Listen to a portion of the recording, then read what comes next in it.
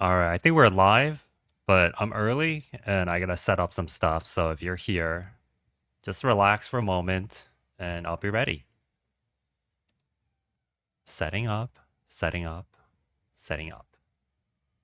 Still setting up. Hmm. I am setting up because I'm early and I am not okay with silence. So I'm talking to myself. And I'm nervous because this might be the first live stream I've ever done by myself. So I'm literally talking to myself right now. Yes, I'm on a call. My wife just asked me if I'm on a call, and I am on a call. Do, do, do, do, do. There we go. Setting it up. Setting it up. I'm going to toggle between these two. Is anybody here yet? Feel free to join in on the comments section. Oh, there are people showing up already. I'm so embarrassed. All right, give me 2 minutes, get into my game mode, and I'll start.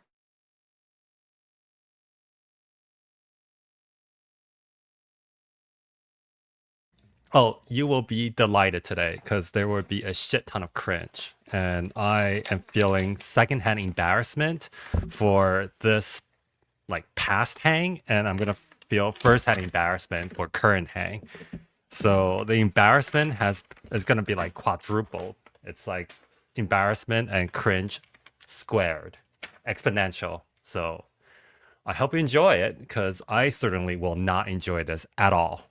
So yeah, just give me like another minute. Oh, we could start. Just let me clear my throat. All right, everyone, thank you so much for joining today. It'll crush you. You'll crush it.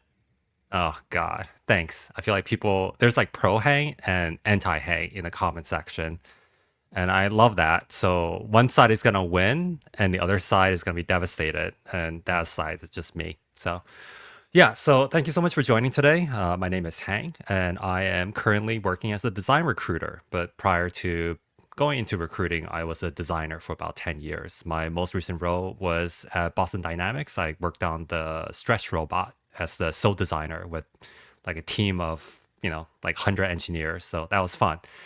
And I also worked at Bloomberg, Gemini, and Diligent. So kind of a wide swath of different industries and been a designer for quite a bit. Never been a product manager before though, although I've done a lot of product management work. And like many folks here, I suppose you believe that you could become a PM because you've been doing PM work as a designer. So that's kind of where this all came from. I asked my friend Debbie Vijaya to interview me as a PM. And so this is going to be interesting. I haven't done any interviewing for almost 2 years now. Well, more than 2 years now. While I've interviewed quite a few other designers, I haven't been interviewed as a designer for years. So I'm extremely rusty, to say the least. And I've also never been interviewed for PM role, so I have no idea what to expect. I also did zero preparation work because I'm a masochist and I love to make myself cringe. So you're going to enjoy this. So again, the point of this exercise isn't to show you how well I'm going to do, it's to show you what you can expect in a product management interview if you are a designer. Because it's actually quite different. And it's also going to show you that just because you can do the work doesn't mean that you can get the job to do the work, because these are two separate skill sets. And alongside that, you're going to see me make mistakes, and I'm going to pause at certain sections to kind of talk over what the mistakes are, like what I'm doing well, what I'm doing poorly. And I think that's going to be really educational and fun for people to watch. So please enjoy that. A bit about Debbie. She's currently the chief product officer for Zero Gravity, which is an edtech platform based in London, UK. And I believe she manages and hires for designers, PMs, also some engineering as well. So she's got a wide swath of experience. She's wonderful. So definitely follow her. And on LinkedIn, she's got a course on Maven as well. I don't think she's running it anymore, but it's about data analytics or data science for PMs, and it's great. The reviews for it are amazing. She's incredibly talented, incredibly smart, just a delightful person to be around. And she's a great interviewer as well, as you'll see soon. And she again she manages designer, so it's great. It's one of those cases where you have the chief product officer managing a team of designers, and she's been very honest about this. So she's gonna pull no punches. She's gonna tell me exactly where I screwed up. So that's gonna be great as well. And that's it. Again, no prep work from me. I've never interviewed for a PM. I haven't interviewed for a design position for 2 years now at this point. And it's gonna be great because I know exactly where I screwed up because I interview designers all the time now. So let's start. Let me just get going. Yeah. Awesome. Well, Okay. I'm really looking forward to it. So back to nervous candidate mode. Okay, cool. Thanks, Hank, for taking the time to chat today. So the way we are going to structure the interview today is first I'm going to ask you a few questions about your PM product or design experience, as well as the challenges that you face in your career. And then we're going to move on to a whiteboarding session in which I'm going to give you an open-ended business question. We are not looking for any right answer, or there's no right or wrong answer here. What I want to see is your thought process. How do you break down a problem that is really vague into a solution or a recommendation at the very least? And then towards the end, you also have opportunities to ask questions as well. Got it. Does it sound good? Sounds great. Yeah, cool. So you've had years of experience in different roles. Can you walk me through the most challenging situation that you have ever encountered in your career? Sure. Would you prefer I talk about the challenge in terms of the product challenge, or is it more like political challenge that you prefer that I dive deep into? Whichever you think is more challenging. I think politically has. Mm-hmm. Okay, so I'm going to toot my own horn here, and I think I did well in terms of asking for clarification because she asked a very broad question that you can look at from different angles. So I really wanted to figure out, is she trying to figure out how good I am politically, which is a key component, in my opinion, about product management versus how I manage products or something else. So she's giving me rope to hang myself at this point. Let's keep going. Things have always been more challenging because a lot of times the product challenges are deeply rooted in the politics. Mm-hmm. It's rarely that people don't know how to do something better. It's because there are fundamental constraints in how the company was set up, perhaps, or how people were running things culturally that is stopping this forward progress that you might be looking for from a product standpoint. Mm-hmm. And I think for me, the most difficult challenge I've been in is in a company where the product management function wasn't really set up properly, and we had a more junior set of PMs in senior PM roles. And a lot of times they were hiring people who had industry background in the product industry that we were in, as opposed to having experience in the product management area. So you have people who are experts in the field who knew a lot about the industry we were in, but really were not approaching our problems from PM perspective. And trying to help us change that was quite a bit of work because there was that gap between people's ego and people's knowledge. Mm-hmm. Okay, so all right, let's talk about this a little bit because I went down a fairly dangerous path. I started talking about politics and I'm starting to talk shit about people. And I worry less about talking shit about people because I'm talking about things that are quite prevalent among the product industry. I'm more worried about the fact that I haven't established what Debbie's main problem or challenge is and why she is trying to hire for this role. Like, what is she trying to solve through this hiring? Is it a political issue? Is it an upscaling issue of the product function? Or is it to solve a product issue?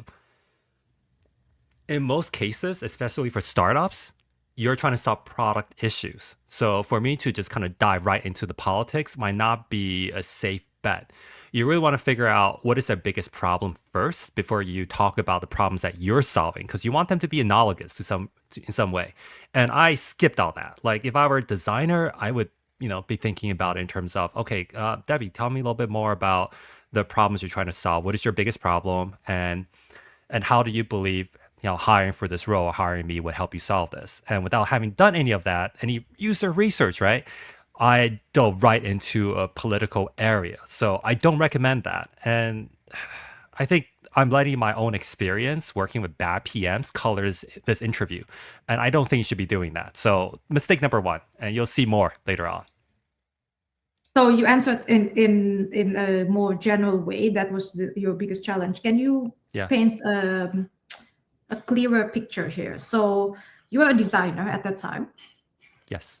And your PM is a junior in terms of product experience, but industry has like a lot of industry experience. So their title is a senior PM. Yes. Okay.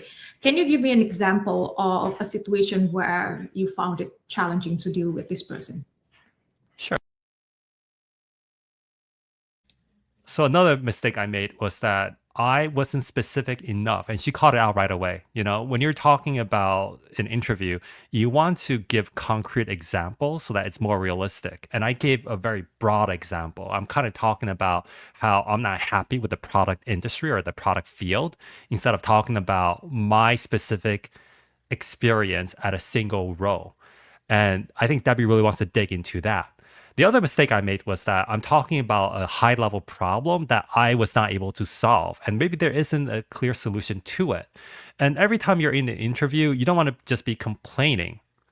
You want to talk about a problem, and then you want to talk about how you solved it, because that's ultimately why they're hiring you. They don't hire you because they want to hear you complain about stuff. They want to hire you to solve a problem that they have. And I am not doing a good job of matching that at all. So mistake number 2, 3, and 4 right there. I am not doing well. At this point, if I were Debbie, I'd be like, this candidate sucks. I'm going to try to get off the phone as quickly as possible and get some time back.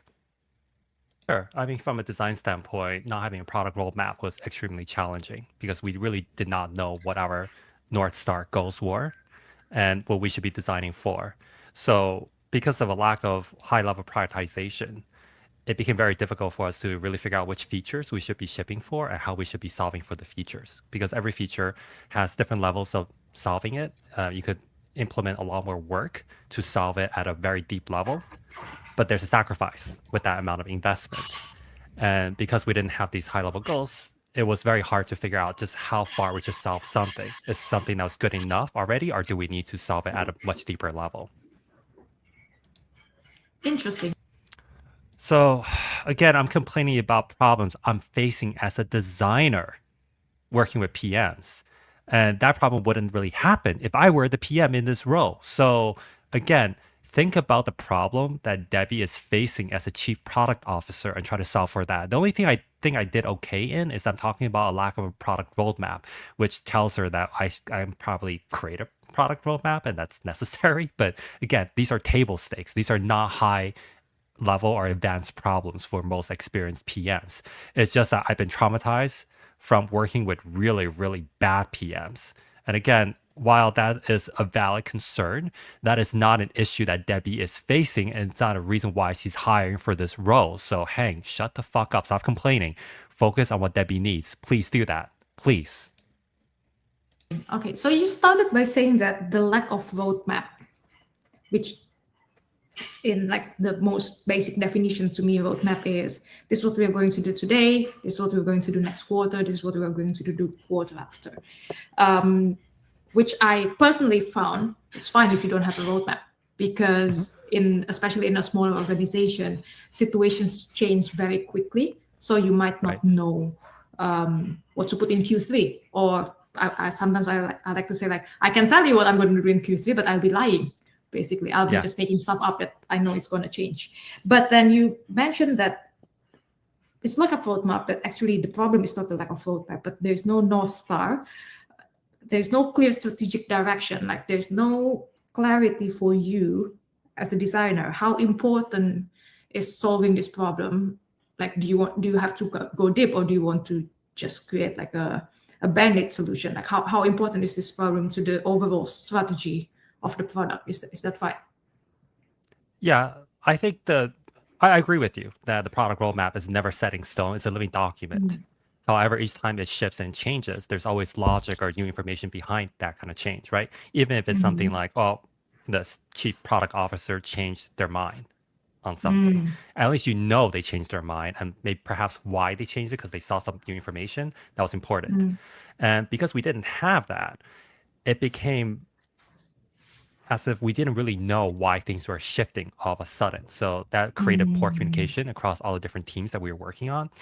It felt like people just changed their mind one day, or we abandoned something for no reason at all. So that caused a lot of morale mm. issues from political standpoint.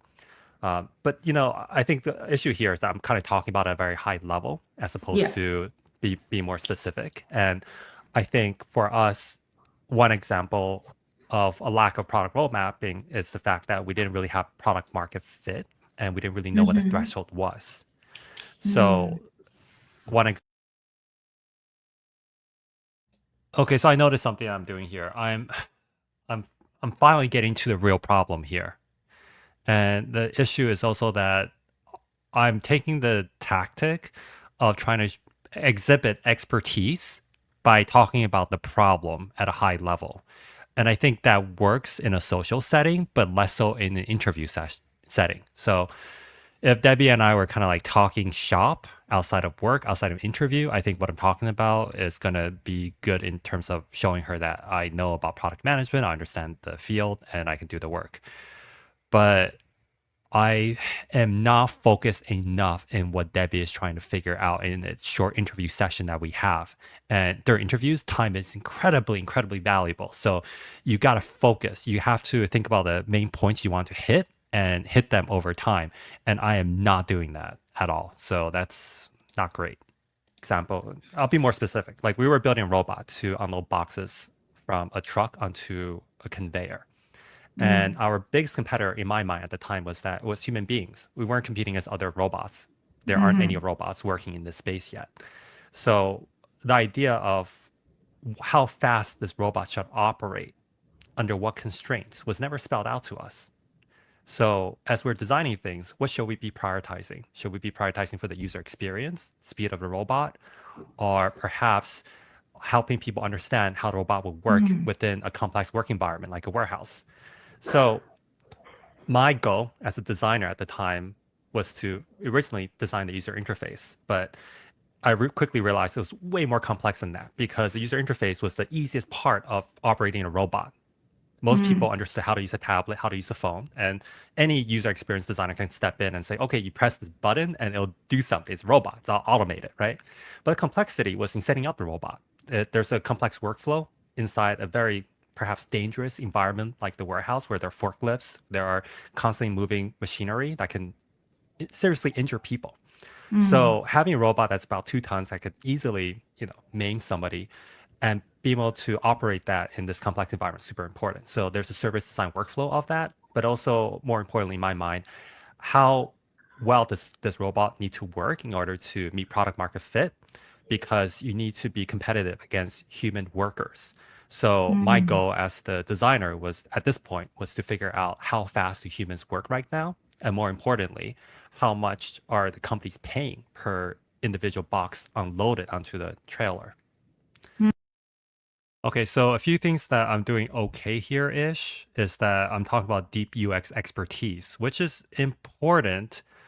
However, Debbie already knows I'm a designer and that I probably am better at UX design, service design, research than every other PM she's going to interview. So she already knows this. She's not trying to figure out how good I am at UX stuff.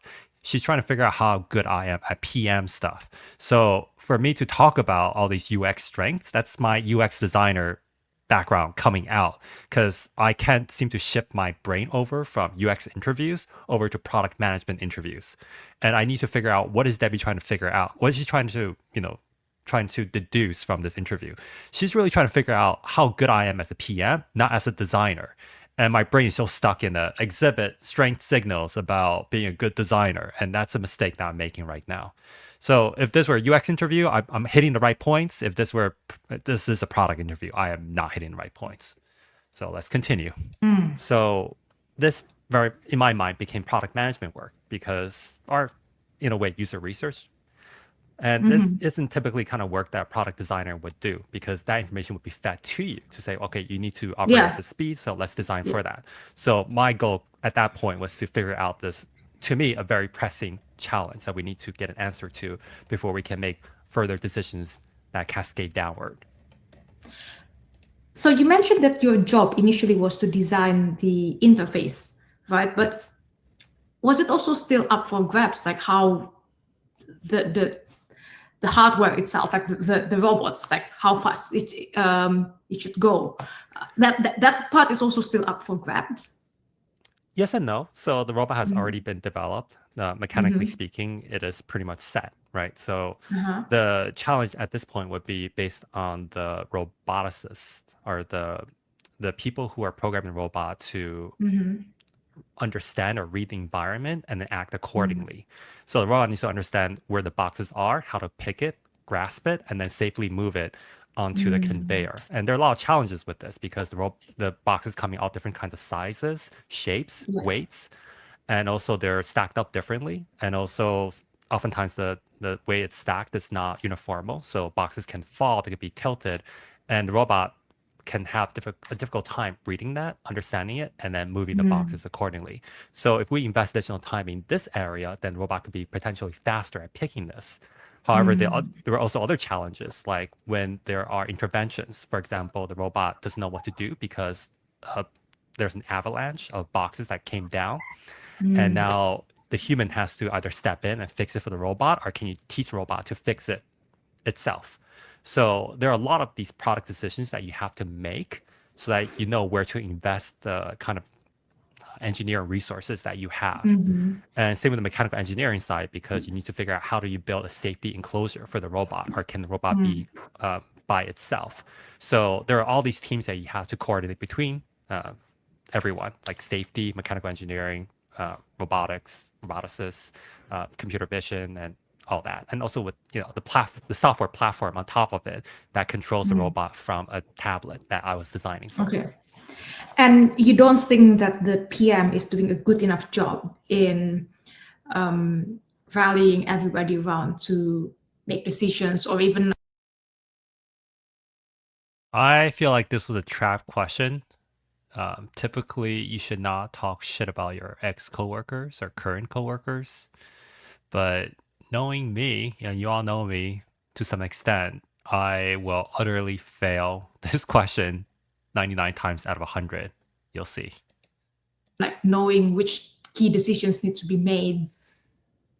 Ooh, this is a spicy question. So the first thing is you never throw anyone under the bus during a job interview, and I'm gonna call it out and say I'm probably pretty bad at this part. But Yes, I am so my bad. my feeling was that this isn't really a PM's fault. It's just that when a lot of people who are deep experts in a certain area who have spent decades working on this area, when they talk about how something is done, they talk about it at a high level, similarly to how we would say, I'm gonna make some pasta tonight. And we kind of leave it at that. We do not say things like, I'm gonna fill a 2 liter jug of a 2 liter pot with cold water, put it onto the stove, and then turn it on. Like from a kind of a developer standpoint, we don't talk Mhm. about it this way. And because they worked so long in robotics, they don't talk about it this way either. So they just say, well, we press a button and the robot starts working. And I'm like, no, no, that is not how it works from a user standpoint, because there Mm. are probably 20 other steps beforehand that needs to happen from a safety procedure before you can initiate this process of the Mm. robot picking the boxes. So everybody talked about it at a high level, and it was so difficult to get everybody together to agree on something, because they would say, well, we're going to do this as long as this thing is done first. And then you would go to that person who's responsible for this thing, and they would say, well, we're going to do it this way, and as long as we get this thing done first. And it would just be like a hot potato game. Mm. And the way I solved it was by drawing graphical interfaces, kind of like a diagram of where the robot is on the floor physically, and then where the human is, where the safety cage was, where the conveyor was, how far it's pulled up, if it's touching robot or not. And then I would get people one by one to say, okay, when you say the robot's in the cage, where is it? Where in the cage is it? When you say human is doing this, where is the human? Is the human on this side of the conveyor or that side of the conveyor? Oh, it's on that side. Well, they can't reach the door from that side because they have you can't just hop over this conveyor that cuts across the warehouse. So by logically drawing everything out, it forced people to make decisions. And then I could then, circulate that and say, everyone, this is now how it's going to work. And I don't know. I felt like that was kind of a PM's job in some ways, Mm-hmm. but I can see it's a UX designer's job in some ways. But they also very much just said, well, we want you to design a really good user interface. We'll figure out the rest of it. But for me, it's like, Mm-hmm. yeah, a really good user interface is just one button. You press start for the robot. Like you don't want to do anything else. It's all automated. But for me to Yeah, get to that point, I need everybody else to do this first. And if they don't do it, I cannot do my job. So that's kind of how I got sucked into that area. I see. Okay. Um, s- okay, since you categorize this as a political challenge rather than product challenge, then I have to also dig deeper into the interpersonal relationship. So the problem I just described is actually a half decent product issue that a lot of PMs face, which is you're kind of trying to herd cats. You're trying to figure out the order of things. Like you can't solve this problem unless you solve this other problem first. And to be honest, I should have led with that because that was a really complex challenge. I'm talking about the fact that I knew nothing about robotics when I first got this job. I thought it was cool. I liked robots, but I don't really know how they built robots. I have no idea what the safety constraints were. Um, I had no idea just like how the robot would function in a warehouse. This was a completely new field for me. So the product problem here is like, how do you get acclimated really quickly? How do you become a subject matter expert? And then how do you work with other subject matter experts in a high level to quickly deliver things? And really, this was the real product challenge I should have talked about from the very beginning to make myself sound better. And I totally missed it. And and what Debbie's done here is so smart because she's not trying to fuck me over. She's trying to get the best out of me, and she slowly teased that. Now, fortunate thing is this took about 15 minutes to get there. So if you're talking about 30-minute interview, we just wasted half the time before she finally got like a good nugget out of me. And that's my fault. So if you're interviewing for this role, you really should be thinking about how to talk about your strengths early on and not rely on a good interviewer like Debbie to pull it out of you because a lot of interviewers don't do a good job and they just never get it out of you and you just come across looking like an amateur. Like what effort did you do to communicate this to your PM? I would say I need help because I would like to design this, but it doesn't work until I know this information. And their response was, well, go talk to this person. Mm, And I thought, yes, this person probably has the answer, but only if I mm, give this person a lot of other answers so that they can mm, give, because every answer is, it depends. mm, And I think part of the challenge was that the way they saw PM at that company was the PM was acting as a product marketing manager. So one thing, so somebody asked, is this a real example that you worked on? Yes, that was my last job at Boston Dynamics. I worked on the design side to build the user interface for the robot that would unload boxes from a truck. It's called Stretch. So look it up if you want to. Um, the way she asked this is really interesting. How did I communicate this? And why did I do it in that way? The way I should have explained it was that the PM I was working with had a history in robotics already. He's been working there for years and he worked on a different robotic company beforehand. And this was my first time working in robotics. So I didn't know anything And I was really relying on other experts or the PM to like bring me along, explain things to me, and help me with this stuff. And that PM was nowhere to be found. He would schedule like a one meeting per week, and he would just like make me report to him about all the stuff that I've been doing, but he offered no answers for anything. So I would be asking questions like, how quickly does this robot operate? How does this work? And he would be like, I don't really know. Ask this other person. And I'd be like, well, yeah, no shit. But you're supposed to be the centralized, the hub, the glue person. And it was very frustrating. But again, you can't really talk about this during an interview. But that's the background that I would give to you folks outside of the interview. But I should have massaged this a little bit better so that she understood it without throwing the PM under the bus. They would travel to all the warehouses and then cozy up to the warehouse owners and get them to agree to some kind of trial program with us. And they want to sell the robot, right? And they assumed that all the engineers would figure it out amongst themselves of how something would work. And while a lot of the roboticists and engineers have deep knowledge of how to build a working robot, they might not have a lot of experience in working a product robot. And I think to me that was the difference, because there is a vast separation between a research project that works in a theoretical sense versus a product that is robust, that an average user with very little training can immediately use right off the bat. And the amount of work it takes to jump that chasm is enormous. And I don't know if that can be done if it's just pure engineers without any product background to begin with.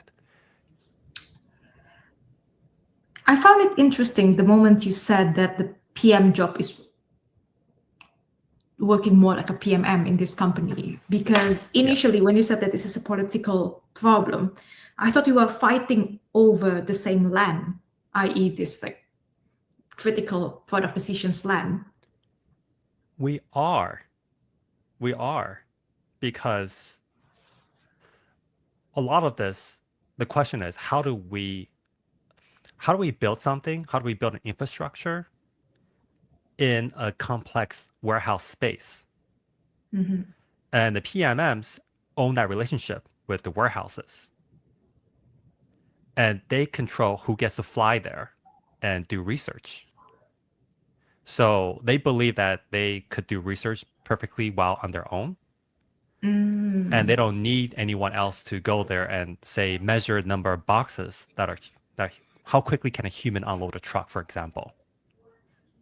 So I think the main issue is that it's like, generally speaking, nobody minded that I filled in the gap of how do we agree on how the robot will operate, right? Because they know we need to do this, and nobody wants to do this work. This is not fun work. It's literally you just doing all the work, invisible glue work underneath that nobody wants to do, that nobody gets credit for. And then all of a sudden people are like, oh, we have something that works, right? Everybody else gets the credit. But for us to do this, you have to understand how the warehouse operates first, because the robot exists in a complex environment. It's not just in big empty space. There's a ton of things there.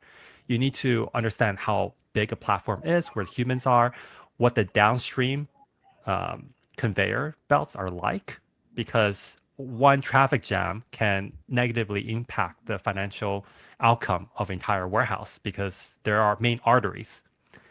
So these PMMs typically want to own that research relationship and customer relationship. And they're trying their hardest to sell, right? To make these big sales, to make these big agreements with big name companies. And I'm here as a user researcher trying to figure out, well, how much money are you paying these human workers? And how fast do they actually work? I need to know this information so that I can figure out how fast robots should operate. But this is not part of sales at all. In fact, this kind of turns off the customer, right? So finding that balance was really hard, because first you have to prove the value of something like this. And if you're a salesperson, you absolutely do not want people interrupting a sales process by asking these Yeah. almost irrelevant questions. So Yeah. I think that was really where the political challenges came from. I see. Okay, so let me play.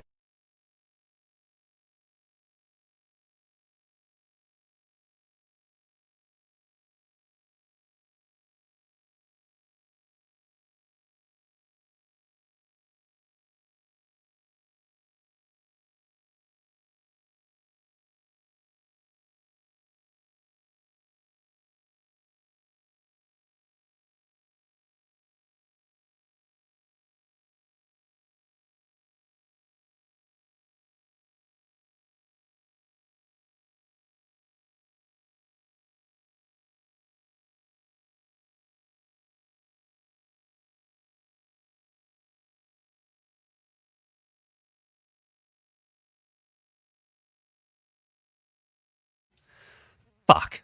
Sorry. Uh, ah, fucking amateur. I'm such an amateur. Yeah, I was saying that, we're finally getting somewhere good, and this took a long time. And the issue that I'm making is the issue that I've run into is I'm talking about everything from bottom up. So I'm talking about these little tidbits, little stories, and Debbie, in her infinite wisdom, is collating this and creating a narrative for me. And she's saying, okay, so you might be really good at becoming a glue person and figuring out, like, herding cats and figuring out all the small details to make something really complex and broad work. And that's a great PM skill. But the issue is, I'm not telling her that and then going downward. So I think, to me, the correct way is to say, I am this. This is the broader narrative. And then I'm going to give specific examples to highlight that and to back it up. Instead, I'm doing the opposite. I'm giving these little tidbits. I'm relying on the other side to craft this narrative for me. And that's not the right way to go about it, especially if you're a UX designer, especially if you are talking about stories and narratives and being a good storyteller. Like, I'm not doing that well. And in interviews where you just have so little time, you have to make it easy for people. You give them broad narrative, then you spoon feed them the examples. So again, Debbie, great interviewer, me, crappy interviewee. So again, in the future, when you talk about things, go downwards, right? Broad narratives, provide examples and evidence. And instead, I'm doing the opposite. So don't be like me. Back to you. The land that you're fighting over is this access to customers, because the PM/PMM sees this as a sales relationship, essentially, whilst you Yes. think it's essential to do user research. That's Yes. the main Yes. And cause. Yeah. my operating theory is that if we try to cater too much to one customer, we become an agency model. And we're trying to be an agency, but charging mass market prices. That doesn't work. If you're an agency, you have to charge top dollars because you only have one customer. Yeah. So I don't, to be honest, like I get why you really want this big company to sign with you, but if you build it just for them, you're basically are losing the opportunity for the rest of the market.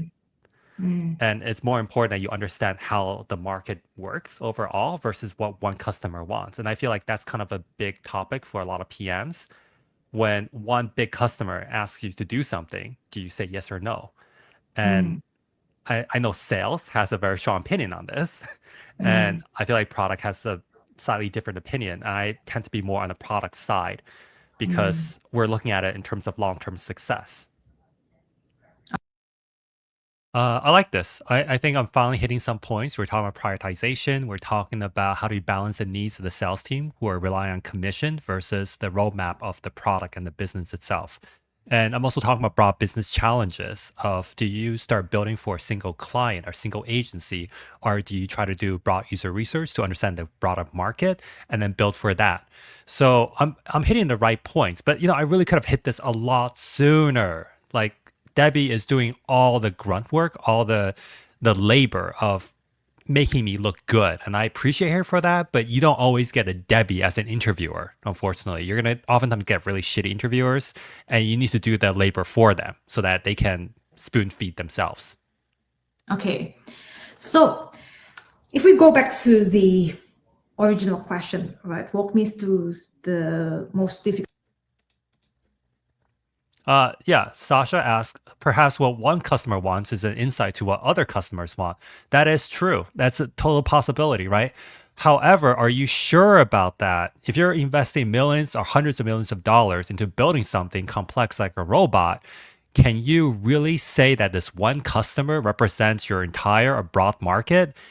Unless you have some evidence to point toward that, you shouldn't be making that assumption. Challenge you've ever faced? And you said that this political challenge, I always find political challenge more challenging than product challenge. And you talk about lack of roadmap, no North Star, so you're not sure like how deep to solve a certain problem. But then we uncovered that there's also some gaps that you think should be filled by product, but they are not doing it, so you're doing it. And you said nobody minds that I do this. Do you though? Like, do you actually mind that you have to do it, or would you rather that the PMs give you a specific requirements and you just design based on those requirements? I, in the perfect world, yeah, I would prefer that they give me this requirement, but also, well, it depends on trust, right? Like if I know these requirements are solid, then that's wonderful. But oftentimes I have questions around how do we arrive at these requirements? What are the reasons, right? Because a lot of this is contextual. The way we solve a problem is dependent on how well we understand this problem and also Yeah. how we discover this problem. So I think it's important for us to talk through that. Ultimately, though, realistically, I think in most environments, you have to figure this out together because you might not have that kind of trust yet. You might not understand how the other person thinks and operates. So this work to me is very important. And I tend to approach product management and design in a viewpoint of, okay, if we see a gap, we try to fill it. So it's less so about who's responsible for what. It's like the work needs to be done. Here are the objectives. If we see a gap and we're able to fill that gap, let's do it. I think I did okay here because I'm trying to communicate that I'm flexible. I don't think any work is beneath me and that I'm willing to fill in the gaps in an early startup team. And this is one of the key things that I would be looking for from a designer, even. I just try to toggle the speed between 1.25x versus 1x. In case you feel like I talk too slowly, let me know in the comments. I'll speed it up. I know we're not even halfway yet. Okay. So ideally, it's a co-creation, or a collaboration between a PM and a designer in a high-trust environment. And then last but not least, we also talk about the tension between like using the customers for user research versus like maintaining the relationship in a like not positive, more like sanitized way, you know, right? Like just a sales pitch. Like we don't want you to look too closely behind the curtain. So if you have to summarize this into one sentence, what is actually the most challenging for you? Which part of this is the most challenging for you? Notice what Debbie is doing here. She's doing all the labor of crafting the narrative of who I am as a PM. She's trying to figure that out. And I am not making it easy on her. So again, you should do this first as opposed to at the end. I think the most challenging aspect of this is collaborating with a sales team that's not called sales, who have vastly different asymmetrical goals. And you don't have a mediator in place to help you prioritize which goals are more important. And in this case, you need to figure out some kind of a working relationship between the two, between you and this other party. You have to be able to compromise. You have to be able to figure out how do you move forward without damaging that relationship. I would say that from my standpoint, my mistake was not recognizing the value of that human relationship and really focusing on the needs of the product. And the way I defended it in my mind in the past was that, well, look, we have so much work to do. We're so understaffed and under-resourced. We don't have time for all these other superficial things. We need to just get this work done. And once things are done, we can think of all these other things. And I was wrong in that. I think the lesson I learned was there's a real human cost to that, and you need to really focus on it because the product isn't as important as the people who are making the products in the long term. Cool. The real friends were the ones we made along the way. And just to be very clear, when you said collaborating with the sales team and not being called sales, you're talking about the product manager. Yes. Okay, cool. Sounds good. I'm conscious of time. I still have one more question, but it will bring us to over the 1 hour mark. Can you go over? Yes. Okay, like 5 minutes. Cool. Oh, 5 minutes. In that case, let's go to the case study. And if we have time, I have one more question to ask you. Yeah, sure. Let's do it. Okay, cool. So as I said, feel free to use any whiteboarding tool that you're comfortable with. Okay. I'll use FitJam. Yeah. Cool. So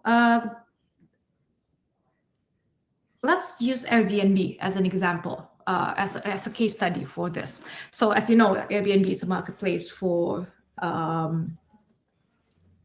hosts who want to rent out either a spare room or their whole property and holiday makers, basically. Yeah. So imagine that one day a head of product or a CEO, I don't know how well, Francesca is in the founder's mode, so maybe it's the CEO who came to you as the product manager and said that, hey, why don't we expand Airbnb offering to allow for day use? So instead of overnight stay, it's for people who want to use a space for just, let's say, 9 a.m. to 9 p.m.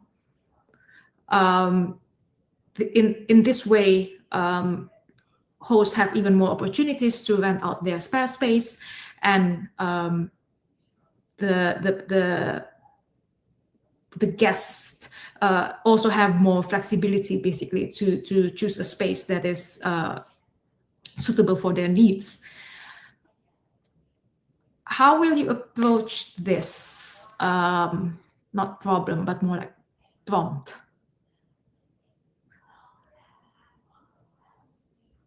Okay. I would start to ask the CEO, what kind of benefits do you see will come out of this new feature? I would want to get a better understanding of the CEO's idea. Like there must be some kind of advantage to this, because from PM's perspective, I'm just like, oh my God, there are all these problems. But let's talk about the opportunities first. Mm-hmm. So the end goal is increase in revenue, right? It's utilization of the same amount of space, let's say. So we are not thinking about attracting new hosts. We're just using the same host, but increasing the utilization rates of the current properties that we already have. Okay.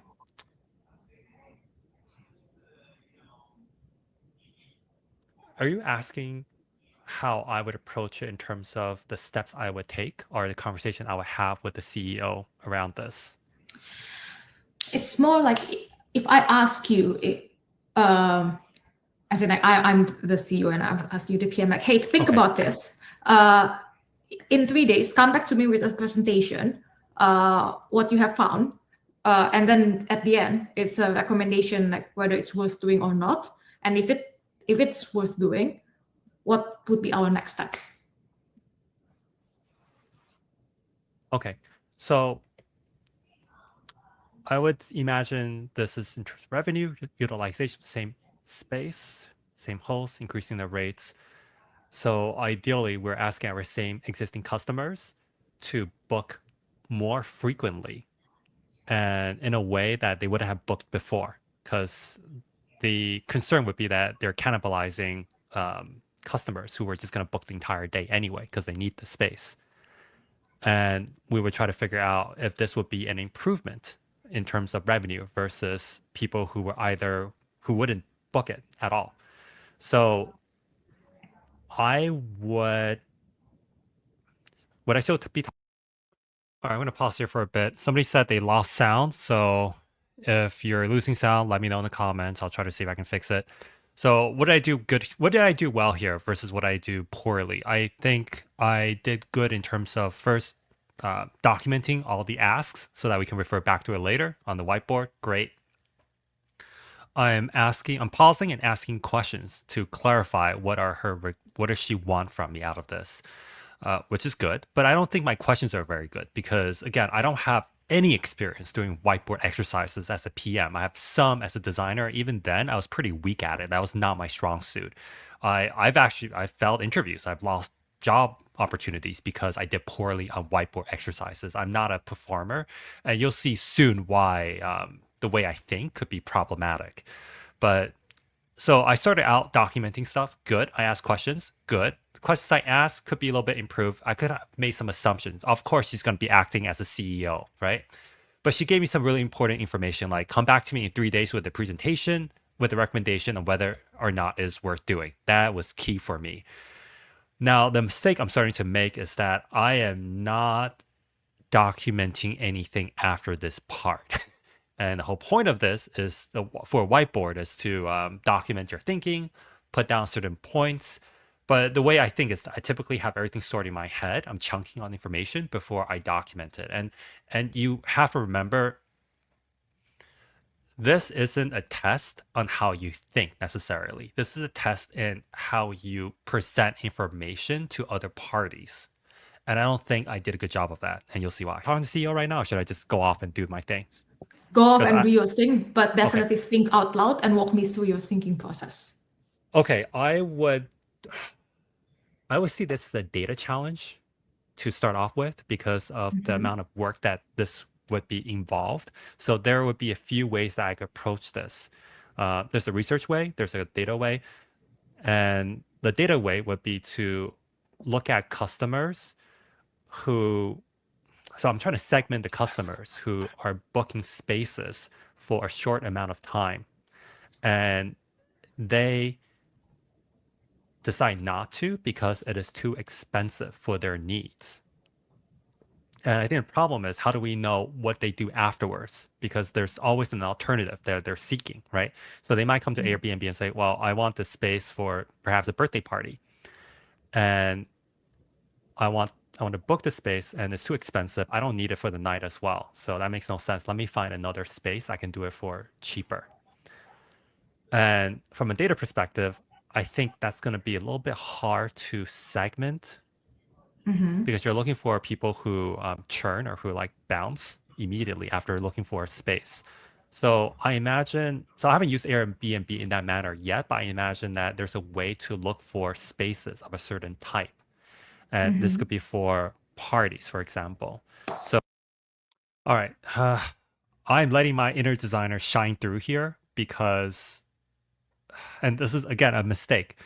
Now, most PMs, I think, are exploring opportunity spaces, right? They're thinking about what could this be, broadly speaking. They're not really thinking about the core small details yet.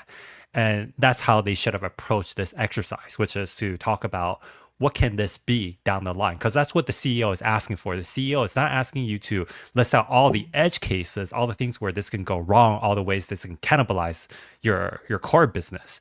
They're asking you, should we be doing this? Broadly speaking, what is the opportunity space looking like for this idea?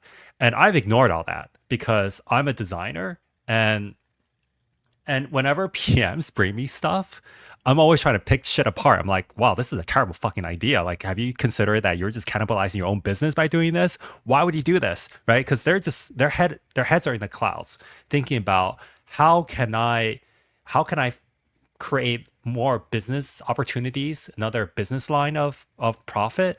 And as a designer, oftentimes I'm just saying, well, you're going to create a really awful user experience. You're going to run into these challenges, right? So you're having this healthy debate. I should not be bringing that into the whiteboard exercise to the CEO in something like this. Like that's not the point, right? This might be okay for design interview because you, as a designer, you're oftentimes trying to talk people down the ledge. But if you're working with the CEO and you talk about new opportunities, this is the wrong direction to take. And I can't believe I didn't think that. God damn it! So I would be thinking about all the use cases first, where people would do something like that, and it's not just day spaces, but also nighttime as well. And I will also need to. Hmm, I Feel will also free need to to think take about feel free to take like 3 minutes to gather your thoughts. I want you to think about how hosts feel about something like this because there's a turnover fee, cleaning fee, and you're basically losing out on revenue for something like that. I'm a stupid designer. So I would brainstorm all the use cases where this makes sense. It's probably going to be for specific use cases like photography studios, for parties, for meetup events, for hosting spaces where you don't need to sleep afterwards. And once I figure out all these use cases, I would probably go to the data science team and try to figure out all the users who are coming to Airbnb just for that. And we'll probably reverse engineer it and think about all the keywords they would use to search. And then we would try to figure out the bounce rate after that. Versus, okay, see, look what I'm doing here. I'm trying to do user validation testing, or I'm trying to do user research for a business opportunity, which is like the right thing to do when you have 3 days. But again, she already knows that I'm a UX designer. She knows I can do this work. I don't need to prove that to her. I need to prove to her that I can do product management work. And at no point so far have I talked about the product opportunity space or the business opportunity here at all. And to me, that's a massive mistake. Also, I'm not even documenting. Like I haven't touched the whiteboard this whole time. I'm an idiot, and I tell people like when I'm like helping candidates to the interview process, I'm like, oh, you got to do this, this, and this, and I'm just not doing it here. And it's one of those cases where that Asian comedian is like, do as I say, not as I do, and I am just not doing shit. The average rate where people go there to book something for like entire day. And then I might, if I were to do any engineering work, it might be just to put up some kind of quick survey afterwards, or we can use cookies to track what they do afterwards to see if they use a different site. Do they come back to Airbnb? And from there, I might do some user research where I try to reach out to users who are part of this segment and ask them about their previous experience in booking short-term stuff. Where do they go? What kind of rates are they looking for? How does that differ between longer-term rates versus shorter-term rates? I might conduct some short-term experiments. I don't know if I would include engineering in this and do A/B testing. I think that's too expensive for something that's like 3 days only. But it would be setting up something that's super inexpensive and see if people's minds change between seeing a full day version versus a short term that you can book it by the hours. And I think that's going to tell us a lot. I think the other side of this is also because it's a two-sided marketplace, you need to make sure that it makes sense for the host as well to offer this versus doing day-long bookings. And I can already imagine there's a lot of pushback on this because they're incentivized to have somebody book for as long as possible. And that's why they give discounts, for example. So I would try to figure out, in this case, if they offer short-term rentals of only a few hours, what is the monetary gap to make this worth it to them? And I would bet that there's probably a formula behind this that we could calculate by doing some user testing with current hosts and offering them some kind of discount or slashing off the commission fee that we take for their feedback. So by getting data from both sides, we can then estimate what kind of revenue opportunity that we would see for something like this if we were to roll it out.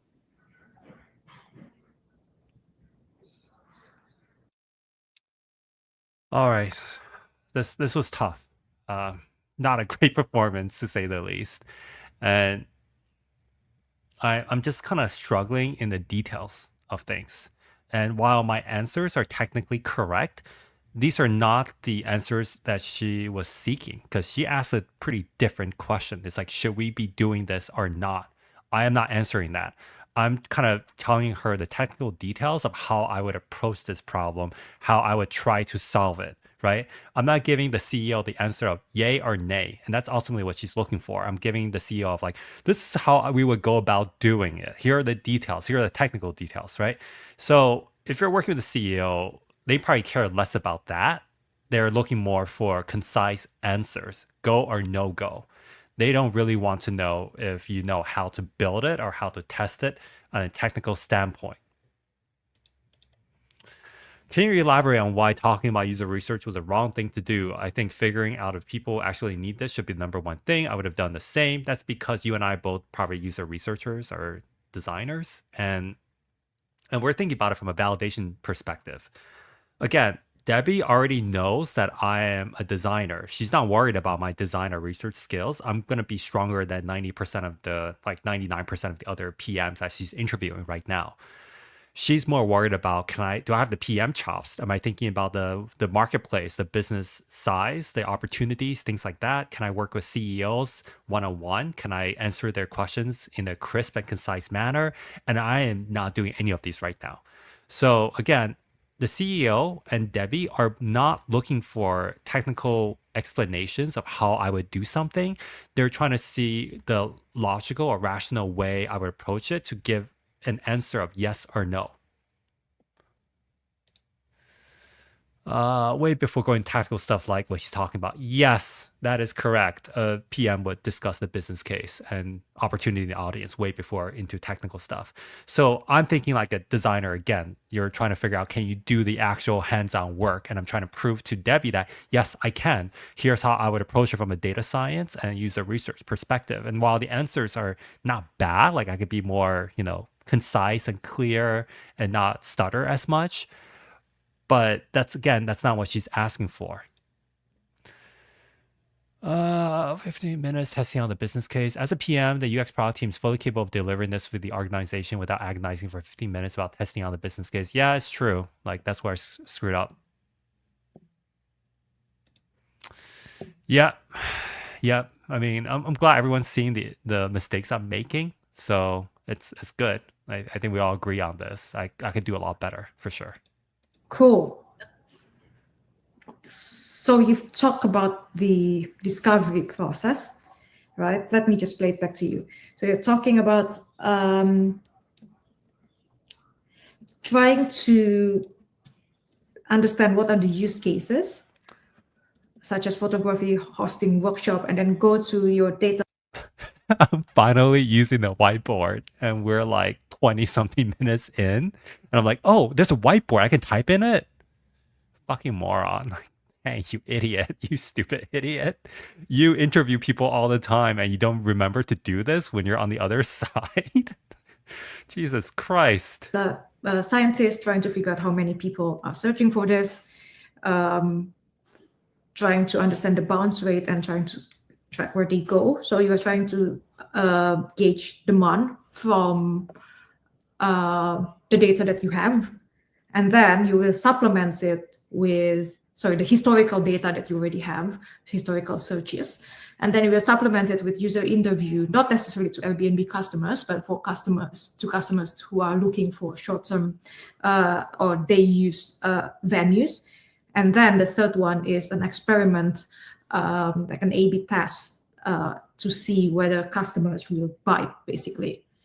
And Yeah. then on the And host side, sorry, sorry, go on. and then on the host side, you would want to, probably I missed this. You would want to do an interview with the host to understand whether they would be happy about it. What else? How else would you gauge demand from the host side?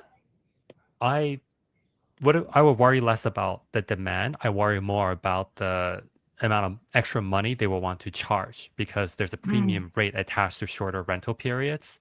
I imagine, I'm guessing here that hosts would be okay for even shorter term rentals as long as they make more money from it to cover the additional cleaning costs and the opportunity costs of not being able to rent this out for an entire day. And I need to figure out what that delta is. And there's probably a better way than just interviewing them. There should be some kind of formula that we could figure out by looking at historical data.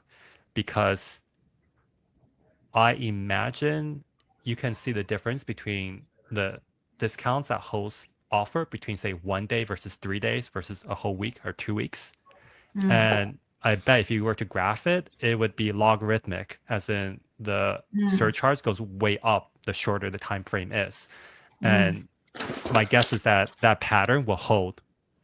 And after we establish this pattern, I would try to then do user test or user interviews to establish it further.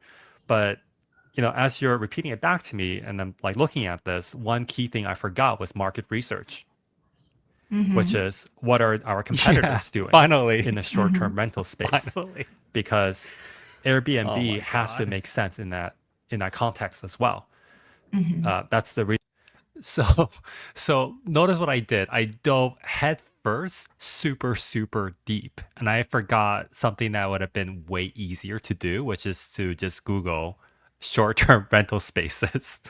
And you would have seen how big the marketplace size would have been. And that would have been like a 10-minute Google search to like do some reading on like white papers and stuff. I didn't mention any of that. Instead, I've dove deep into like user research and data science, data collection, and A/B testing, which all takes multiple hours, if not days, to do. So again, like you kind of see how I operate as a designer now. Like my unique value proposition when I go into an interview or into a new workplace is that I think about everything. I'm super detail oriented. I'm like, I will map out all the permutations for a really complex workflow, really complex environments. I'm really good at breaking down super high complexity stuff like robotics, fintech, backend systems. Like, even though I've never worked, even though I don't have a background in that, I'll pick it up within weeks where people would take like months or years to pick up. I'll just do it right away. I'll like get it. I'll instinctively get it. And then I'll build the complex infrastructure that simplifies things so that people can build on top of it. Like that's my unique value proposition. I'm like the Mayflower, right? Like you sent me to this unknown place and I will do everything necessary to build this thriving colony so that other people who immigrate afterwards can enjoy the splendors of the new world. And again, like I'm missing the point here. Like I think she was really looking for, are you going to do a little bit of market research? Are you going to look up the business case opportunities and then exhaust all the easier things first before you dive deep into the smaller details? And I did the opposite because typically that's what designers do, right? Like people come to designers with these crazy opportunities and they don't like think through all the details, and it's up to the designers to like tell them this is going to run into issues, et cetera, et cetera. Now, can I do that work from the opposite side? Absolutely, I can do it. But you need to be able to tell the story well and concisely during the interview. You don't need to take 20 minutes like I did to do that. Reason why they were so successful against hotels early on. And also part of why they might be faltering a little bit right now, because they're now less competitive against hotels than they were when they first started out for obvious reasons. And so I would need to see all these data points and compare them together, competitors, the delta of what's worth it to the host, and Mm-hmm. also what our existing customers are doing from a data background. Okay. I don't know if I have enough time to like do the user research or even the surveys or to implement some kind of a survey or cookie trackers on the website, to be honest, within 3 days. Cool. So this is the discovery process that you will go through. What kind of threshold um, will make you say like, okay, let's do it? Let's say when you said about how much more money can a host Yeah. make, how much more money is enough money to justify this? How will you make that decision? I'm not asking for an answer. I'm asking for what kind of information do you need to make that decision? I the information it's not it's we already know the host will agree to it at a certain threshold. It's just how high. And I need to compare that against the opportunity cost of customers who were just going to book it anyway for the entire day, even if they need it for half the.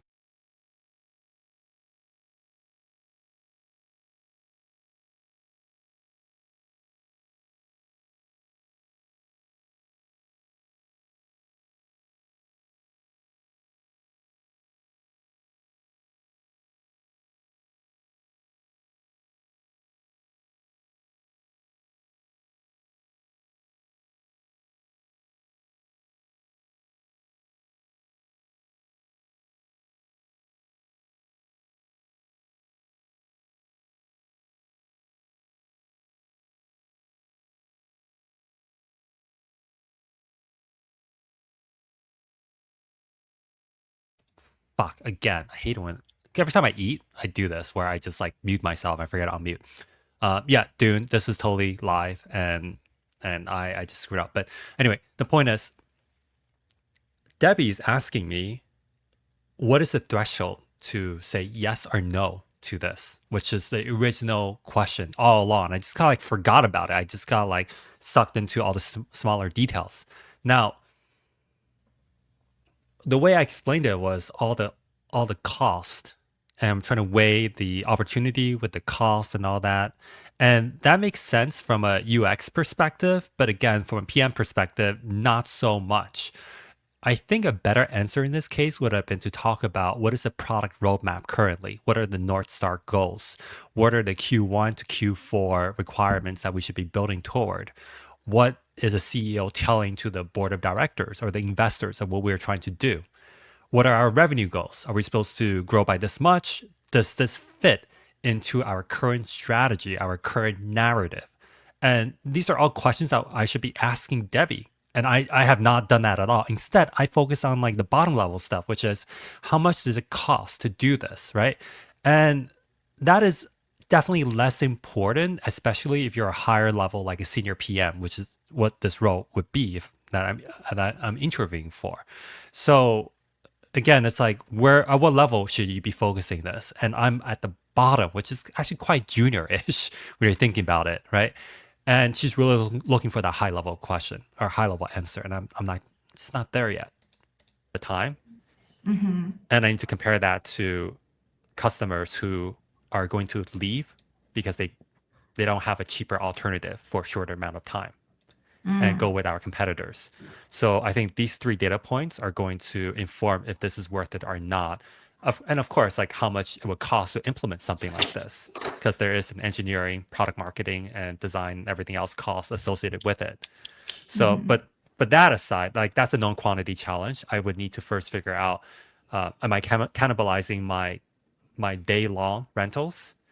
And if you're going to cannibalize it no matter what, you cannot avoid that. The question is, is it dwarfed in comparison by the new customers who are going to go with Airbnb versus the competitor who does party rentals, studio rentals, etc. Yeah. All right. I noticed something else here, which is kind of a bad thing. It's showcasing my philosophy when it comes to design. And I think it comes from the fact that I worked in a lot of B2B companies previously. And B2B companies typically treat design as a cost center. right? So my strategy to get executive buy-in in the past has always been like, here's how I'm going to show you how we can cut costs. And that's usually enough to convince them. We're going to go from, say, an operating model of, say, $2 million per year. I can slash it by half. You save $1 million. That's great for the bottom line. That's like $1 billion of profit. And I think PMs typically are on the opposite side, which is what are the opportunity spaces? What are like, is product and design a cost center or a profit center? And really, I should be looking at it from a mentality of this is a profit center. This is new profits. How big is that going to be? And especially for an early stage startup, you're not thinking about cost. You're thinking about large opportunities that you can tap into. And you're thinking about how can we drive future adoption and growth? And instead, I'm stuck in this mentality of like large B2B corporations of how do we reduce costs? How do we prevent cannibalization? And that's really the wrong way to go about it. So it's a key subtle difference that I just didn't seem to get during the interview. And I had to like rewatch this to better understand what I'm doing right and doing wrong. Now, one thing I always tell people is if you want to get better at interviewing, you need to record yourself and you need to rewatch it. And it's incredibly painful. I know nobody listens to me when I say that because nobody wants to do it. It's hard to listen to your own voice and see you screw up so badly in real time. But I'm glad I'm doing this because I can catch all these mistakes I'm making. I know exactly how I should approach this and how I should strategize for future interviews. Okay, cool. Thank you. I think just looking at the time, we only have 9 more minutes plus the 5 that you can add at the end. So let's wrap up the interview for now. But before we actually close the interview and go to feedback, do you have any questions for me as your interviewer, as the hiring manager for this role? Always, but I don't know. I think my questions are going to be more around my performance in this case because there is no role for me. Right? Like normally I would ask you more about... Pretend there is a role. I want to know what questions you will ask. Okay. What is the... So there is no role for me because I don't live in London, but she actually was hiring a PM during this time. So she slotted me into her interview process. This is as realistic as it gets. Besides the fact that I know I wouldn't, even if I did well, I wouldn't get a job. But this is how she runs her current PM interviews. And this happened a few weeks ago, actually. And she told me to delay this release because she didn't want to give an unfair advantage to the few other PMs that she was going to interview after me. So again, great questions. And I think the way she set it up is great. What is the biggest product challenge you're trying to solve through this hiring? And how would you see me fit into that challenge? I like the first part of the question I asked. And in fact, I really recommend people to ask this early on. You want to figure out what is the biggest problem they're trying to solve through your role. And you then can use this information to carefully craft all your interview answers, your storyline around that. So if she were to tell me we're trying to grow revenue by this size or by 5x during this period of time, then I would be talking about my experience in having done that in the past and how I would help contribute to their success in this area. Now, the second part of the question of how do you see myself fit into this role, I typically reserve that to the middle of the interview because then they have some time to get to know me, see the opportunities so that I can like lean into it. Okay, cool. I'm not going to answer that because there's no role. I just want to know what your question will be because, and I'll go back. I'll go straight to the feedback now because when the interviewer asks you, do you have any questions for me? The interview is not finished by that point. I'm definitely still judging you based on the questions, based on the quality of the questions that you ask. And that is quite a good quality question. I always advise, especially like people who are younger and don't know too much about interview, and they sometimes will ask questions that are a bit more self-centered, such as, how did I do? Or when will I hear back? The worst thing you can ask is when will I hear back, or what is the next step for this? Like basically, like it's too mundane, right? You can ask that to your recruiter later, but don't waste your one last shot to impress your interview by asking that kind of questions. Ask them about their challenges, ask them about what they're most excited about or least excited about. Definitely still like try to impress your interviewer for one last time during this question. Cool. So how did I think you do? How do you feel, by the way? How do you feel you did?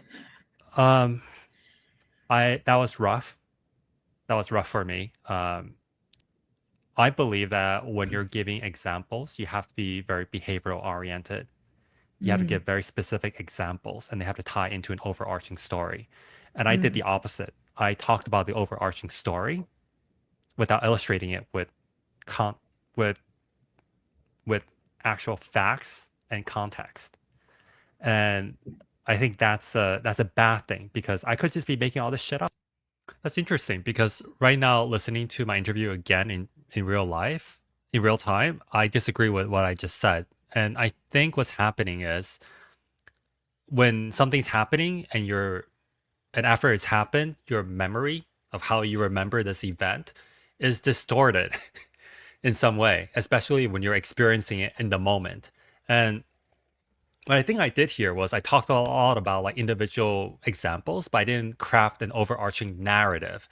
And in this case, I guess what I was trying to say was that I gave abstract and ambiguous answers instead of concrete examples that she can then dive deeper into and talk more about. And that's less believable. That's why behavioral questions tend to dominate interviews these days, because it's very difficult for the interviewee to lie or to embellish things when they're talking about explicit examples of how they did something at a certain time, right? So it's the same way that detectives might interview, a suspect for a crime, where they ask you, "Where were you during this day and time? What were you doing? Walk me through what you did through the day, etc." Right? It's hard to kind of like talk about it forward and backward, and you can start to pinpoint inconsistencies in the stories, right? So, yeah, it's just so interesting that my read back then versus my read right now are so different because I had just experienced it, whereas now I'm watching it from a third party. And this is also why you need to record your interviews so you can rewatch it, because your experience at the time is different than how you experience it as you're watching it. Oh, and that's how you know when somebody is like not being super accurate or honest about what they did and what they didn't do. So for me, that was rough. And I think that usually you have to do a lot of preparation for, which I didn't do. And that's my mistake. I think the other thing is I talk too much smack about my coworkers, which is never a good thing. You have to be able to talk about it from a systemic level, so that you're not assigning blame on anyone else. You're not seen as this hero that rescues everybody else. You have to talk about, this is the environment. There's no blame. It's just how it is. And here's how I went about solving it. So it's a very careful needle you have to thread. And I'm just out of practice at this point. So also, I tend to be very blunt. And I think right off the bat, you're going to see, look, I don't know if you're going to be a good PM, because being a PM means you have to be really likable. Like to me, that's one of the most important things. You could be bad at it, but if you're likable, it's going to go so much further than a really good PM who is just universally disliked. And you can already see, okay, well, yeah, you have political challenges because you're not careful in how you articulate certain things and certain challenges. You have to be able to couch it in a way where people aren't affected emotionally. So to me, that's like another issue. Like if I were a hiring manager for a PM, and based on what I said, I would be like, okay, you probably know how to do the work, but I wouldn't trust you to actually get the job done, because in a real environment, a realistic environment, all the little things are going to work against you. And this has a larger impact than one would expect. Okay. And how did you think you performed for the case study? With case studies, you have to be able to write more. And I need to better organize my thoughts and come out with a solution instead of just kind of like throwing stuff at the wall and kind of thinking through. So a lot of it is taking time, not being nervous, and kind of thinking things through, and then coming out with a crisp answer. And I know there's a balance between like thinking out loud. What I did do a lot of thinking out loud, but I didn't really wrap it up in a way that was carefully articulated. That was a solution, really. And you had to do that for me, and you did it very well. So that kind of rescued me at the end. But if you weren't as good of an interviewer, we would really struggle trying to come to a conclusion, because I think I had some good ideas in there, but it wasn't wrapped up in a way that could be seen as, oh, yeah, that was good. So interesting that right after this interview, I was kind of like, I know I did poorly, but I felt like I did poorly on the technical details, the smaller things. And rewatching it has shown me that I kind of missed the forest for the trees. So again, please record your interviews, rewatch it, and you start to pick out all the things that you did wrong in a broader sense. Yeah, cool. From my side, I think the classic interview, wasn't too bad actually. Oh, If I have to give a score between 0 to 10, I would probably give it like 7. Wow. Because basically what I wanted to know is, when I asked you about your biggest challenge, I want to know how big the challenge actually is, right? Because if your biggest challenge, if I consider it small, or like smaller than the problems that you will face in my company, for example, then I will think like, okay, this person is not good enough, right? So first of all, I want to know which challenge you pick. What do you consider as big, basically? And then also, like, what do you consider as a challenge? Because sometimes people think that it's a challenge. Well, I think like, well, if you already think this is a challenge, then obviously you're not going to do well in my company, because my company is a lot trickier, even, for example. And then I want to know how you solve what kind of, like, whatever challenge that you face, right? I thought, even though your story was a little bit, just say it. Initially I wanted to say all over the place, but Yeah, I think no, it's not too all over the place. No, it was very much all over the place. She's being extremely kind and generous right now. It's all over the fucking place. It was so bad. What I get, what I sense is that you also probably haven't had the time to reflect on that situation. So you were following your feeling as well. And then only at the end, I understood that the problem is that the PM is not actually acting as a PM. They're acting as a sales, a commercial person. And took me a while to understand that, because I think initially I thought the problem is just they're an industry expert. They thought, when you said industry expert, my bias is already like, oh, they thought they knew what they were doing, so they were just giving hang orders, like, okay, this is what you should build, like, this is what you need to build, ABC, very specific, top down, and you think they are wrong. I thought that was the problem, which probably was my own bias at the moment you said industry expert. But so now the problem was more on the commercial side. So then I think how I would score you in that question will depend on whether I'm looking for a very commercially minded PM, or am I looking for a more UX minded PM, actually. And probably I will score you higher if I'm looking for a UX minded PM, depending also on the mix, like, in my team, right? If I already have like a few people from this business background, then I would definitely want somebody from UX background, but also vice versa. So what I'm saying is, you perform quite well, I thought, in the first interview, and depending on the kind of PM that I'm looking for, I think you have a good chance to pass based on that answer. What I want to say is that you definitely sound very capable and very mature in your UX thinking. That's definitely like one indisputable takeaway that God, I hope so. Yeah, I fucking hope so. If I came across as a junior designer or UX person at this point, then yeah, just God, my career is over. Thank God. That was like the pat on the back that I needed. Thank you, Debbie. Oh, I hope Yeah. so. But if You're like, I'm looking for a UX minded PM, I was like, this person is perfect. Right? I wouldn't okay. care whether I don't care whether you talk bad about your coworker. Actually, I'm not going to mark you down unless unless probably like it's Debbie's a real one. So definitely follow Debbie if you haven't already. She is real. I love her. still like low quality with no like lesson learned or anything. But yeah, definitely you seem to be very strong in that sense. On the brainstorming like case study side, if I have to score it, I would probably put like 2 out of 10. Fuck. Okay. Fuck. Fuck. The problem is, yeah, I think your first mistake was you didn't take time to think. Yeah.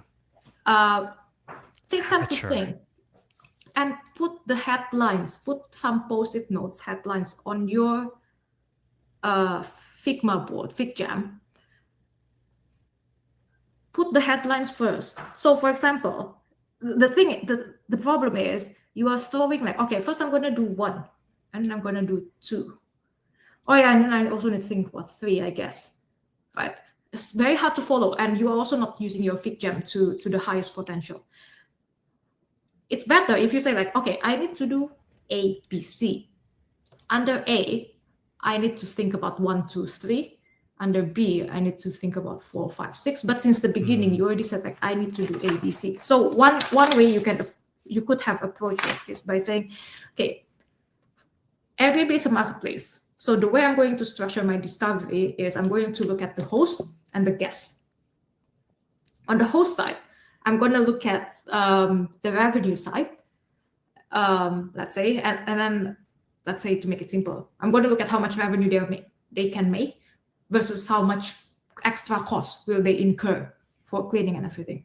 So that's one side of the tree finish, right?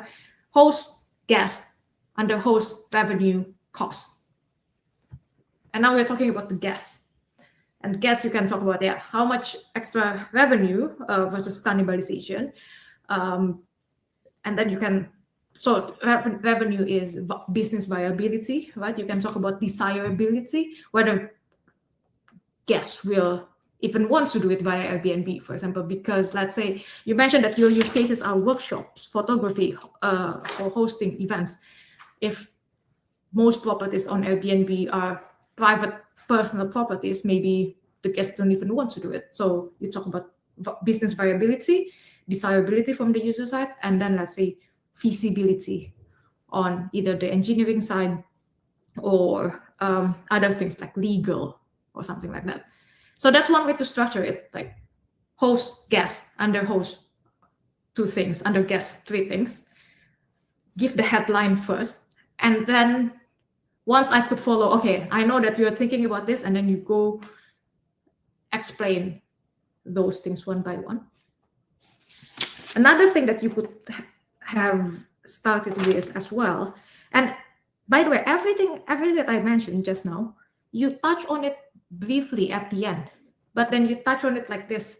So I couldn't follow the process. I didn't see the structure. So at the very last minute, for example, you talk about, I also need to know like how much it will cost to build, like the engineering side, and then what is the opportunity cost as well compared to other things that we could have built. That was a very important point, but because you slip it in at the very end, almost like an afterthought, it doesn't tick the box. I wouldn't tick that box very confidently because it feels like just an afterthought instead of in the very beginning.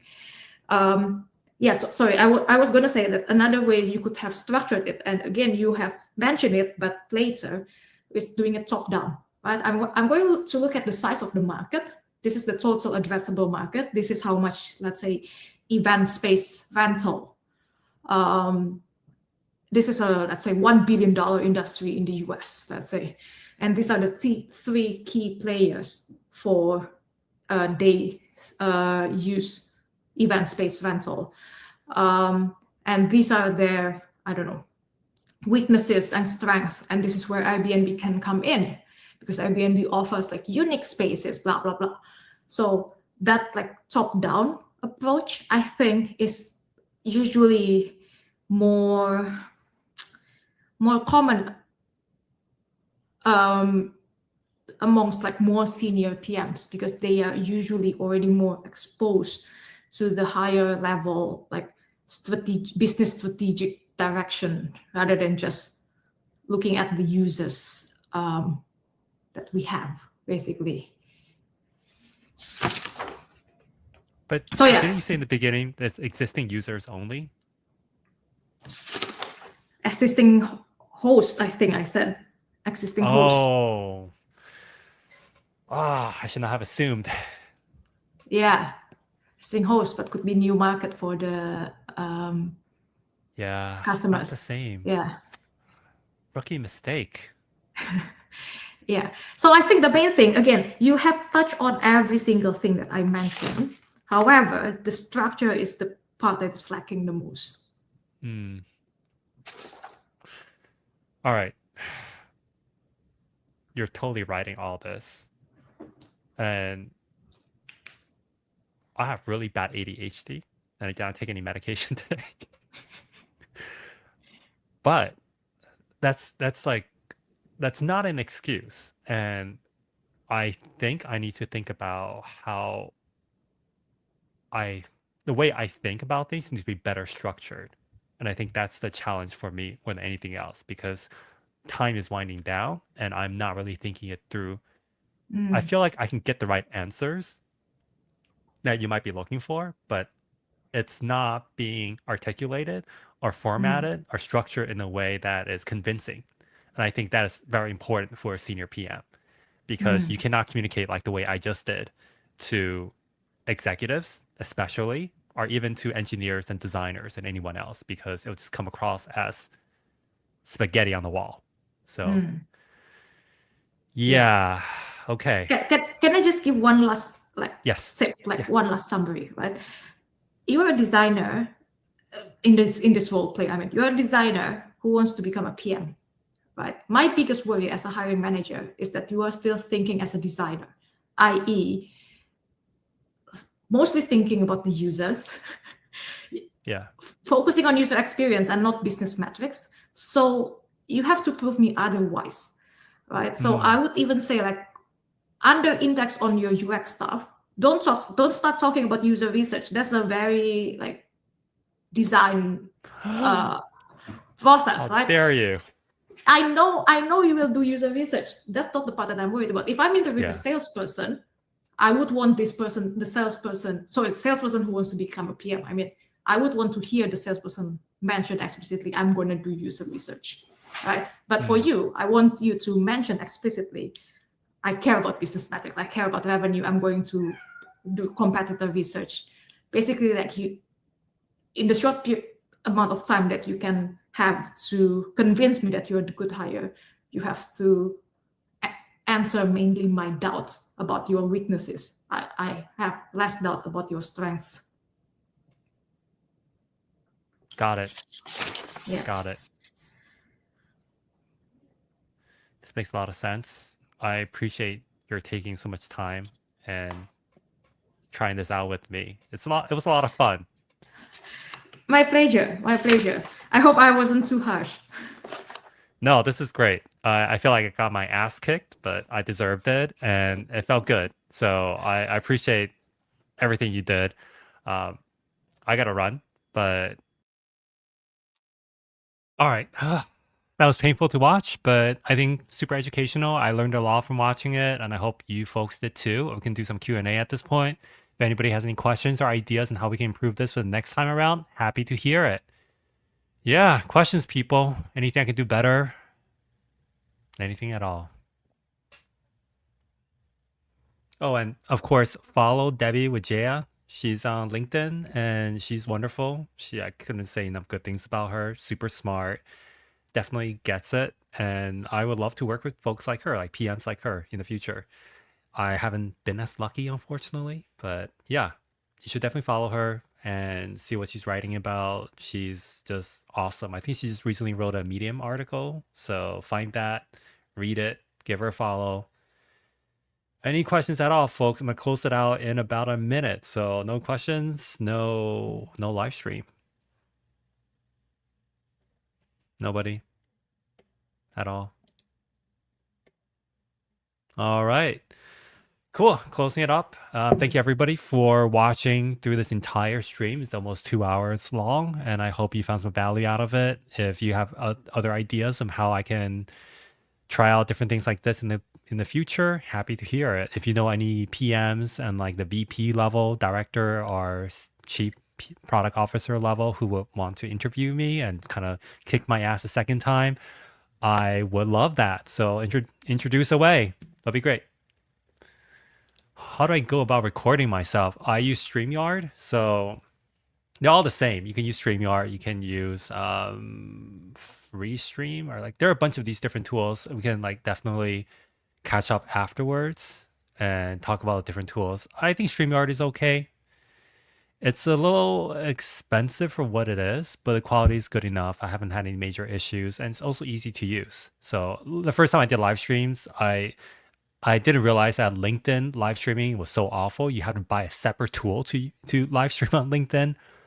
And I was trying to like hook up Zoom. Zoom does not work at all. It's like buggy as fuck. It just doesn't work.